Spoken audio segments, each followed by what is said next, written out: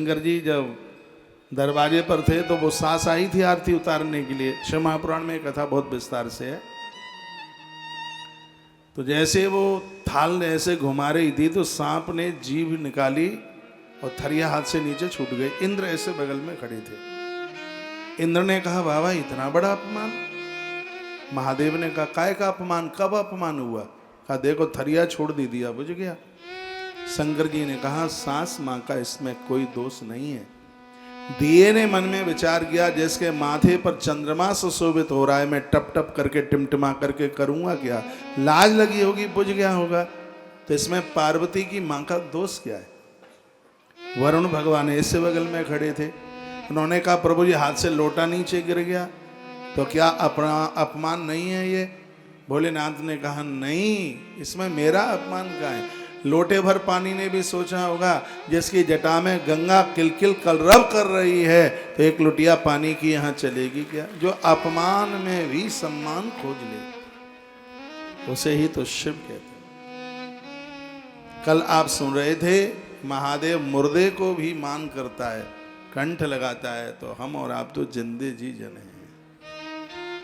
ऐसे ईश्वर के दरबार में आई है। देह धारण करने का प्रमुख यदि कोई आश्रय है तो दुनिया के कार्यों को करते हुए भगवती कार्य कीजिए। सतम व्याय भोक्तव्यम, 100 काम करने से पहले भोजन करो। ज्यादा भूखे रहोगे डायबिटीज हो जाएगी। सर मीठा खाने से डायबिटीज नहीं होती। मैं आयुर्वेद की किताबें पढ़ता हूँ।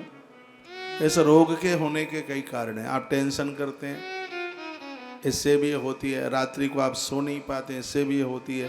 बाथरूम जाने के तत्काल पानी आप पी लेते हैं, इससे भी डायबिटीज होती है।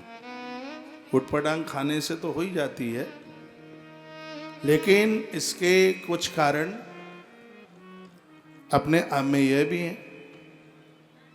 तो आप समय पर भोजन ले लीजिए, खुराक समय पर ले लीजिए। जो गाड़ी ज़्यादा एयर ले जाती है उसका इंजन बहुत कमजोर हो जाता है। कमजोर क्या, डैमेज ही हो जाता है। तो सतम विहाय भोक्तव्यम, 100 काम करने से पहले भोजन। उससे भी और ज्यादा जरूरी है सहस्रम स्नान माचरेत, 1000 काम करने से पहले स्नान कीजिएगा। जो नहा करके खाते हैं तो उनका अंदर से जठर खुलता है, आग जलती है उसमें। जब उसमें आग जल जाती है फिर आप आहुति डालते हैं तो वो पचता है। वैसे भी आप देखेंगे ठंडे तवे पर रोटी डालते हो तो वो फूलती नहीं है, वो ठीक से पकती नहीं है। और अंदर का जठर का अग्नि आग खुली नहीं हो, आप कोचम कोचा खाते रहते हैं तो खट्टी डकारें आती हैं, दिक्कत परेशानी होती है, बीमारी होती है। तो यह है हमारी किताबें। आयुर्वेद कहता है कि जैसे ही आपने स्नान किया, आप कभी भी देखिए पति जैसे ही नहा के आए तो कहता है कि अब तो भूख जोर से लगी है। वैसे भले ही 1 बजे तक अखबार पढ़ता रहे, लेकिन जैसे ही नहा के आया तो खाने के लिए कुछ मांगता है। क्यों? स्नान के तत्काल जठर खुलता है, आग जलती है उसमें।